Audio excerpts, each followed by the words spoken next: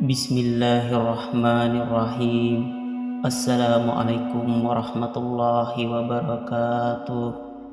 Alhamdulillah, puji syukur kepada Allah. Semoga Allah senantiasa memberikan sahabat semua nikmat iman, nikmat sehat, dimudahkan segala urusan, diberikan rezeki yang berlimpah dari arah yang tidak terduga. Amin ya rabbal alamin. Salawat dan salam senantiasa kita ucapkan kepada baginda Nabi Muhammad SAW dengan lafaz Allahumma sholli ala Sayyidina Muhammad wa ala ali Sayyidina Muhammad. Sahabat beriman yang dirahmati oleh Allah, kisah Islamnya Sayyidina Abu Dzar Al-Ghifari radhiyallahu anhu.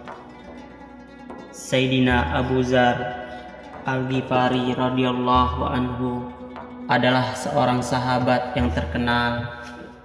Dia kemudian hari ia terkenal dengan kezuhudan dan keilmuannya. Sayyidina Ali radhiyallahu anhu berkata, Abu Dzar memiliki ilmu yang orang lain tidak mampu memperolehnya, hanya saja dia menyimpannya. Ketika pertama kali ia mendengar kabar tentang kenabian baginda Muhammad SAW, ia mengirim saudaranya ke Mekah untuk memastikan berita itu. Kepada saudaranya ia berkata, apabila ada orang yang mengaku telah datang wahyu kepadanya dari langit, selidikilah keadaannya dan dengarkanlah baik-baik perkataannya. Saudaranya pun pergi ke Mekah. Setelah menyelidiki keadaan di sana, ia pun kembali dan melapor kepadanya.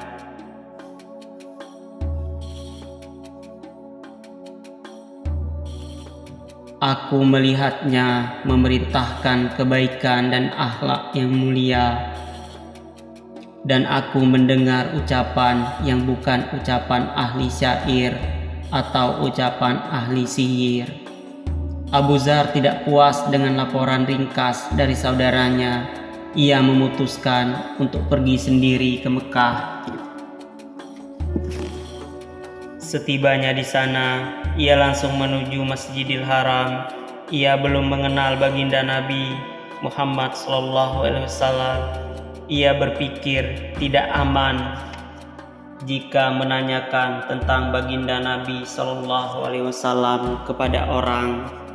Maka hingga petang ia masih terus tinggal di Masjidil Haram dalam keadaan seperti itu. Ketika hari sudah mulai gelap, Sayyidina Ali radhiyallahu anhu melihat ada seorang musafir asing. Pada masa itu, menunaikan hajat para musafir, orang-orang miskin, dan orang-orang asing sudah menjadi kebiasaan masyarakat Arab. Sayyidina Ali radhiyallahu anhu pun membawa musafir itu ke rumah dan menjamunya. Tetapi Sayyidina Ali radhiyallahu anhu merasa belum waktunya bertanya mengenai siapa dan apa maksud kedatangannya. Musafir tersebut juga tidak mengemukakan maksudnya kepada tuan rumah. Pada pagi harinya, ia kembali ke masjid. Sepanjang hari keadaan tetap seperti itu. Sayyidina Abu Dzar radhiyallahu anhu tidak bisa menemui baginda Nabi SAW karena dia belum mengenal baginda Nabi SAW dan tidak bisa bertanya kepada siapapun.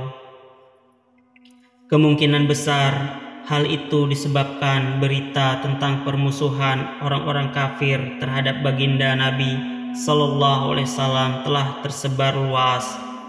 Siapa saja yang berani menemui beliau akan disiksa dengan segala cara. Ia pun berpikir, tidak mungkin menanyakan kepada orang lain mengenai keadaan baginda Nabi SAW yang sebenarnya. Ia takut jika ia bertanya kepada seseorang kemudian orang tersebut berprasangka buruk, ia akan mendapatkan kesusahan. Sore hari kedua, Sayyidina Ali radhiyallahu anhu berpikir, musafir asing ini pasti mempunyai tujuan datang kemari. Mungkin tujuannya belum terpenuhi. Sayyidina Ali radhiyallahu anhu pun mengajak kembali tamunya menginap dan menjamunya di rumah. Namun malam itu pun Sayyidina Ali radhiyallahu anhu belum bertanya kepadanya. Malam ketiga pun sama seperti malam sebelumnya. Akhirnya Sayyidina Ali radhiyallahu anhu bertanya kepada tamunya, "Apakah tujuanmu datang kemari?" Setelah meminta Sayyidina Ali radhiyallahu anhu bersumpah dan berjanji akan menjawab jujur setiap pertanyaan, barulah Sayyidina Abu Dzar radhiyallahu anhu mengutarakan maksudnya. Sayyidina Ali radhiyallahu anhu berkata, "Sungguh beliau utusan Allah subhanahu wa ta'ala. Jika esok pagi aku pergi, ikutilah aku. Aku akan mengantarmu kepada beliau. Karena suasana pertentangan masih panas, maka jika selama di perjalanan kita menemui seseorang mencurigai perjalanan kita, aku akan pura-pura kencing atau pura-pura membentulkan terompah. Hendaknya engkau terus berjalan, jangan menungguku, agar orang tidak mengetahui perjalanan kita."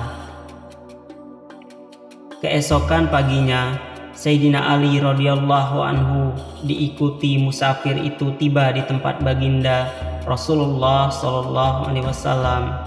Mereka berbincang-bincang dengan beliau. Saat itulah Sayyidina Abu Dzar radhiyallahu anhu masuk Islam. Selanjutnya, karena baginda Nabi sallallahu alaihi wasallam sangat mencemaskan gangguan yang akan menimpa dirinya, beliau melarang Sayyidina Abu Dzar radhiyallahu anhu menunjukkan keislamannya di muka umum. Baginda Nabi sallallahu alaihi wasallam bersabda, "Pulanglah kepada kaummu dengan sembunyi-sembunyi, dan engkau boleh kembali lagi jika kami telah mendapat kemenangan." Sayyidina Abu Dzar radhiyallahu anhu menjawab, "Ya Rasulullah, demi zat yang nyawaku berada di tangannya, aku akan mengucap kalimat tauhid ini dengan lantang di tengah kerumunan orang-orang yang tidak beriman itu." Lalu ia langsung menuju Masjidil Haram dan dengan suara lantang ia berseru, "Aku bersaksi tiada yang berhak disembah selain Allah, dan aku bersaksi Muhammad adalah utusan Allah." Selanjutnya orang-orang menyerangnya dari segala arah. Tubuhnya terluka berat, bahkan ia hampir saja menemui ajalnya.